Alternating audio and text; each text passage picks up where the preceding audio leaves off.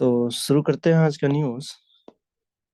अच्छा, ये न्यूज़ जो है यूपीएससी के लिए है इम्पोर्टेंस। उसके बाद कोई भी आप स्टेट पीसीएस दे रहे हैं उनके लिए भी इम्पोर्टेंट है। फिर एसएससी सीजीएल कोई भी एग्जाम दीजिए, सारे एग्जाम में अब जो है वेटेज ज्यादा करंट अफेयर्स का ही रहता है। तो इसलिए न्यूज़ कवर करनी चाहिए आपको डेली बेसिस पे। चलिए शुरू करते हैं आज का न्यूज़। तो इसरो ने क्या किया, PAPA detect solar wind impact of coronal mass ejection. क्या चीज के बारे में कह रहा है कि आप लोगों ने सुना होगा आदित्य L1, है ना।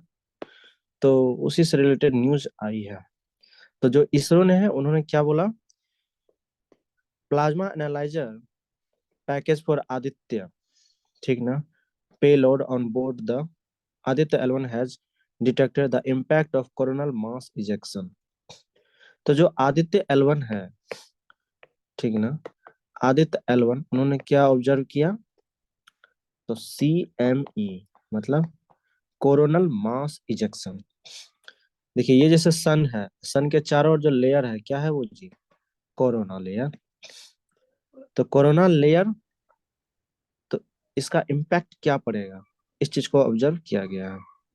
तो PAPA ये है क्या, पापा, है ना, क्या है, तो energy and mass analyser design design for in Situ measurements of solar wind electrons and ions in the low energy range.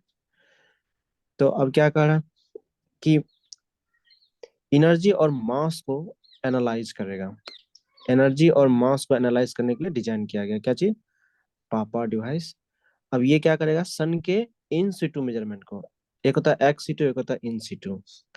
तो इन सिटू मतलब कि इसका इंटरनल लेयर को ऑब्जर्व करेगा। तो कौन से लेयर को, तो जिसमें सन का विंड इलेक्ट्रॉन्स और आयन जो है लो एनर्जी रेंज में कहाँ तक है, इस चीज को, इसमें दो, इस चीज को पता करने के लिए दो सेंसर लगे हैं। एक है SWEEP और एक है SWICAR। तो पहला समझते हैं SWEEP में क्या है, तो solar wind electron energy probe. तो जो विंड इलेक्ट्रॉन निकल रही है सोलर से, उसमें कितनी एनर्जी है उसको चेक करेगा। तो कितना एनर्जी तक चेक करेगा, 10 इलेक्ट्रॉन वोल्ट से लेके 3 किलो इलेक्ट्रॉन वोल्ट तक। और दूसरा जो सेंसर लगा है स्वीकार, मतलब SWICAR, ये क्या करेगा, 10 इलेक्ट्रॉन वोल्ट से लेके, ये आपका कितना तक है, वन से, ये सॉरी 25 किलो इलेक्ट्रॉन वोल्ट तक। अब देखिए यहाँ कहने का मतलब कि SWEE ये कहाँ तक, कितना इलेक्ट्रॉन, मतलब इलेक्ट्रॉन के रेंज तक ये जांच करेगा। तो ये आपका है 10 इलेक्ट्रॉन वोल्ट से लेके 3 इलेक्ट्रॉन वोल्ट तक, 3 किलो इलेक्ट्रॉन वोल्ट तक। और ये जो आपका दूसरा है स्वीकार, ये कितना तक करेगा, तो ये आपका 10 इलेक्ट्रॉन वोल्ट से लेके 25 किलो इलेक्ट्रॉन वोल्ट तक, मतलब ये ज्यादा रेंज तक चेक करेगा। इन और सत्तू मेजरमेंट सर, इन हाँ सत्तू हाँ, मेजरमेंट है ना, ये वाला एक बार वापस बताइए ना, थोड़ा नहीं समझा। क्या चीज, इन सत इन सत्तू मेजरमेंट क्या करेगा ये? एक होता है एक्स सीटू, एक होता है इन सीटू, मतलब इंटरनल लेयर का करेगा इन सीटू मतलब, ठीक है ना। सनविंड का जो है इंटरनल लेयर को चेक करेगा। तो ये दोनों सेंसर से चेक करेगा। उसके बाद ये सेंसर ये भी पता लगाएगा कि direction of arrival of solar wind particles, कि जो सोलर विंड से पार्टिकल्स निकल रहा है सोलर फ्लेयर, तो उसका डायरेक्शन किधर होगा, ये भी पता लगाएगा। थोड़ा सा समझते हैं कि ये है क्या, कोरोनल मास इजेक्शन। तो ejection of plasma and magnetic field from the sun's corona into heliosphere.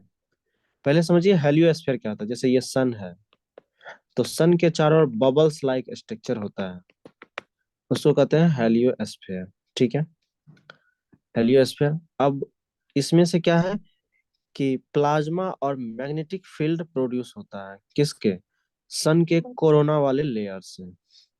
कहाँ तक फैलता है ये, हेलियोस्फीयर में जाता है ये। हेलियोस्फीयर क्या है, बबल्स लाइक स्ट्रक्चर जो सन के चारों ओर घिरा रहता है, ठीक है।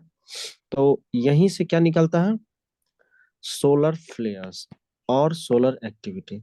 सोलर फ्लेयर्स मतलब कि जैसे मान लीजिए कपड़ा आप गीला किए और सुखाने के लिए रस्सी पे डाल रहे हैं, तो कपड़े में क्या करते हैं, ऐसे झटका दिए तेज सा, तो बबल्स निकलते हैं ना, तो वही है यस सर। सोलर फ्लेयर्स या सर ये सोलर सोलार सोलर स्टॉर्म जिसको बोलते हैं। क्या बोल रहे और ये solar flare sir corona layer से ही निकलेगा या हो? फिर जी जी हेलियोस्कोप? जी। ओके। अब देखिए सीएमई, तो वही कोरोनल मास इजेक्शन क्या है, large expulsion of plasma and magnetic field from the sun's atmosphere. तो सन के एटमॉस्फेयर में, सन के जो चारों ओर मैग्नेटिक फील्ड और प्लाज्मा, जो वो इलेक्ट्रॉन प्रोड्यूस होता है, कहाँ से, तो कोरोनल लेयर से निकलता है। किसने ऑब्जर्व किया जी, आदित्य एल1 ने। अच्छा, ये क्या कर सकता है कोरोनल मास इजेक्शन, तो जियो मैग्नेटिक स्टॉर्म्स ला सकता है, अरोरा लाता है, और क्या कर सकता है कि जो इलेक्ट्रिक पावर है, इलेक्ट्रिक पावर ग्रिड है जहाँ से हब होता है इलेक्ट्रिसिटी पास करने का, उसे डैमेज कर सकता है ये धरती पे। ठीक है ना। अब एक दूसरा न्यूज देखिए, ये टेलीकॉम को लेके न्यूज है। क्या बात की गई है, caller's legal name must be displayed on phone screen recommends TRAI. अब देखिए क्या बोला गया है, जैसे आप किसी को कॉल करो, ठीक ना, अब कॉल करो, अब अगला क्या है कि अगर अगला को पता नहीं चल रहा है कि आपका नाम क्या है, तो लोग इग्नोर करते हैं। क्यों इग्नोर कर रहे हैं, क्योंकि इतने सारे टेली मार्केटिंग कंपनी वाले फोन करते हैं क्रेडिट कार्ड वाले लोगों को, क्रेडिट कार्ड मतलब बनाने वाले लोग, कि लोग परेशान हो गए, तो फोन नहीं उठाते जिसका नंबर सेव नहीं है। और इसकी वजह से क्या हो रहा है, तो कोई मान लीजिए सच में जरूरतमंद लोग फोन कर रहे हैं, तो उनका भी फोन अटेंड नहीं हो पाता है। तो इसी लेके कुछ रूल्स आए हैं। तो Indian telecom users should know the legal name of anyone calling them, the Telecom Regulatory Authority of India recommend on Friday। अच्छा, TRAI है क्या ये, तो टेलीकॉम कम्युनिकेशन को यही रेगुलेट करता है। ठीक है। तो इसमें क्या बोला कि legal name of anyone calling them, तो जो भी मतलब यूज कर रहा है टेलीकॉम, मतलब जो भी मोबाइल फोन्स यूज कर रहा है, अगर कोई किसी को कॉल करता है तो उसके डिस्प्ले पे उसका नाम शो होना चाहिए। इसने प्रपोजल रखा है, ठीक ना, इंडियन टेलीकॉम, मतलब हाँ, ट्राई के पास गया है ये बात। The regulator recommended that calling name presentation, CNAP भी बोलते हैं इसको, calling name presentation, where phones display a caller's identity based on their KYC registration data be implemented on Indian Telecom network। तो कौन सा नाम दिखेगा, तो जब KYC होता है सिम लेने के बाद, तब आपके फिर सिम एक्टिवेट होता है, तो KYC में जो नाम है वही नाम का डिस्प्ले होगा जब कॉल जाएगा किसी पे। तो कहता the recommendation will now be considered by the department of telecommunication which had sought TRAI's input on that matter. तो टेलीकम्युनिकेशन जो है इस बात पे विचार कर रहे हैं, और इसके लिए उन्होंने क्या किया, TRAI से इनपुट मांगा, मतलब उससे मांगा है कि बताइए हम क्या करें। ठीक है ना। अब आगे कहता है the recommendations do not include a provision for the telecom users to opt out of the being identified when they call someone else, merely suggesting that the Department of Telecommunication exclude witnesses sensitive persons pursuant to a court order। तो कहता है कि कुछ लोगों को छोड़ दिया जाएगा, जैसे कुछ कुछ किसी आदमी पे क्राइम, मतलब हीनियस क्राइम है, या कुछ सस्पेक्ट्स हैं उन पे, तो ऐसे लोग को एक्सेप्शन में रखा जाएगा, उनका नाम डिस्प्ले नहीं होगा। फिर कहता टेलीफोन कंज्यूमर्स एट वेरियस फोरा have raised a concern that in absence of the calling party name presentation facility they prefer not to attend calls from unknown telephone number। अब देखिए ये क्या कर रहा है, कह रहा है कि ऐसे बहुत सारे जगहों पे जो कंज्यूमर्स हैं, टेलीफोन कंज्यूमर्स मतलब, तो जैसे हम लोग को कोई कॉल आ रहा है तो हम लोग क्या हो गए, टेलीफोन कंज्यूमर्स, तो हम लोग क्या करते हैं, कॉल नहीं उठाते हैं।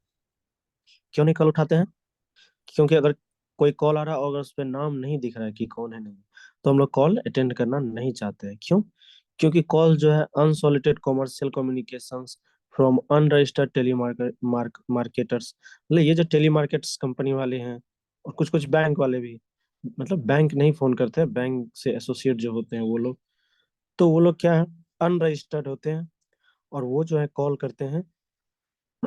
तो क्या होता है, लोग इससे परेशान होते हैं। तो इसकी वजह से क्या होता है, जो जेन्युइन टेलीफोन कॉल्स है वो भी क्या हो जाता है, अनआंसर्ड हो जाता है। मतलब फिर कोई जरूरत का भी कॉल कर रहा है तो हम उसके कॉल को रिसीव नहीं कर पाते हैं। ये सब बात करिए। अब देखिए प्राइवेसी कंसर्न क्या है। तो इसमें बोला गया है क्या कि this proposal could harm Indian users information privacy, the internet freedom foundation. अब इंटरनेट फ्रीडम फाउंडेशन क्या बोला कि ये तो प्राइवेसी का जो है हनन है, प्राइवेसी को हार्म करेगा। क्योंकि अगर आप इंटरनेट यूज करें तो उसमें क्या, आप मतलब अपना नाम पता जो है, जो पर्सनल आइडेंटिटी है उसको छुपा सकते हैं। लेकिन यहाँ तो करा कि नहीं, छुपाना नहीं, आपको बताना पड़ेगा। तो इसमें क्या किया, जो टेली कम्युनिकेशन है वो बोला कि ठीक है, हम जो भी करेंगे जैसा हमें कोर्ट आदेश देगा वैसा करेंगे। ठीक है। अब इस पे और सारी बातें आएंगे फिर हम लोग देखेंगे इस पे। दूसरा सॉरी तीसरा एक न्यूज देखिए। Centre amends surrogacy rules, allows couples to use donor gametes. पहले समझिए होता क्या है सरोगेसी। तो मान लीजिए ये एक कपल्स है, ठीक है। अब इनके अगर बच्चे नहीं हो रहे हैं, तो नहीं हो रहे तो क्या करते हैं, सरोगेट करते हैं। मतलब एक महिला क्या करते हैं, मतलब ये बोलेंगे कि हमें बच्चा चाहिए आपके थ्रू। क्यों? क्योंकि ये जो महिला है मेडिकली अनफिट है, सी कांट प्रोड्यूस बेबी। तो क्या किया जाता है, इनसे स्पर्म और इनसे ओवम लेके क्या बना दिया, जायगोट। और इस जायगोट को डाल दिया जाता है इनके यूट्रस में। जो डोनर महिला है इनके यूट्रस में डाल दिया। अब बात क्या हुई है कि पहले ये नियम था कि ये जो सरोगेट मदर बनेगी तो अपना, तो क्या कहते हैं कि स्पर्म और ओवम इन्हीं से होना चाहिए, जो कपल्स हैं उन्हीं से। ये नियम था।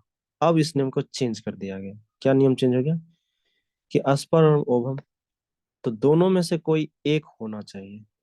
पहले था दोनों होना चाहिए, अब क्या है, दोनों में से एक। मतलब मान लीजिए मेल का स्पर्म आया और ओवम जो है किसी और महिला से लेके फिर यहाँ इनके यूट्रस में डाल देगा। तो ऐसा प्रोविजन दिया गया, अब अमेंडमेंट कर दिया गया। कहता the union government has modified the surrogacy rules 2022। इसको अमेंड कर दिया, नोटिफाइड। क्या नोटिफिकेशन, क्या, both gametes need not come from A married couple. मतलब कि दोनों गैमेट्स जरूरी नहीं है कि मैरिड कपल से आए, ठीक है। लेकिन तब अगर मेडिकल कंडीशन, अगर कुछ प्रॉब्लम हो और ये सर्टिफाइड हो डॉक्टर के द्वारा, तब as per the latest amendments the couple can have a child born through surrogacy but must have at least one gamete from the intending couple। तो लेटेस्ट अमेंडमेंट के अनुसार क्या कहता है कि कपल जो है बेबी प्रोड्यूस कर सकते हैं सरोगेसी के द्वारा, बट दोनों में से एक गैमेट क्या होना चाहिए, मतलब उसी कपल्स का होना चाहिए। कहता है ऑल्सो सिंगल वोमेन का मतलब होता है विडो, विधवा या डाइवोर्स, अंडर गोइंग सरोगेसी। तो सिंगल वोमेन जो है क्या कर सकती है, सरोगेसी कर सकती है। Must use self eggs and donor sperm to available surrogacy procedure. तो तो तो ये इनको क्या है कि जो विडो है वो अपना एग यूज करेगी, ठीक ना, और स्पर्म दूसरे का, फिर जो है सरोगेसी प्रोसीजर को कर सकती है। फॉर्म 2 की बात करें तो फॉर्म 2 जो था पहले, ठीक ना, उसमें रूल्स 7 जो लिखा है उसमें उसी में अमेंड करके ये चीजें की गई है, ठीक ना। क्या चीज की गई है कि donor eggs could not be used for gestational surrogacy of intending couple. अब देखिए इसमें क्या किया गया कि जो डोनर है, डोनर एग्स मतलब जैसे अभी बताया ना, ये मेल है ये फीमेल है, यहाँ पे सरोगेट मदर लाई मतलब महिला। तो जो डोनर है, ये डोनर एग्स का डोनर एग जो है गेस्टेशनल सरोगेसी के लिए, मतलब पहले था कि सिर्फ इन्हीं का चाहिए था, अब है कि ये जो है अपना एग्स यूज कर सकता है, ठीक है ना। जेस्टिंग हम्म। इसका क्या मीनिंग गर्भ है? मतलब वो जितने देर तक बच्चा पेट में रहता है उसको कहते हैं गेस्टेशनल पीरियड। तो पहले क्या था कि जो डोनर है वो मतलब एग यूज नहीं कर सकती है। हम्म, मतलब इसका था ये, मतलब जो महिला पुरुष है, महिला का जो है वो हम यूज नहीं किया जा सकता था। मतलब इसी का पहले होता था, फिर बाद में इसको अमेंड कर दिया गया। एक सेकंड रखिए।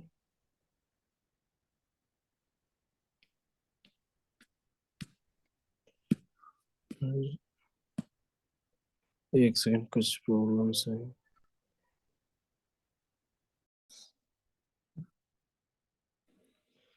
हाँ। तो कहाँ थे हम? सरोगेसी को लेके क्या बात की गई थी?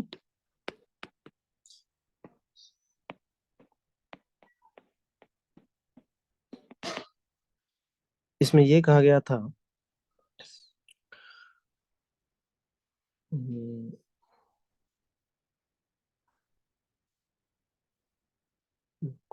कि इधर से आया स्पर्म और इधर से आया ओवम। ठीक है ना?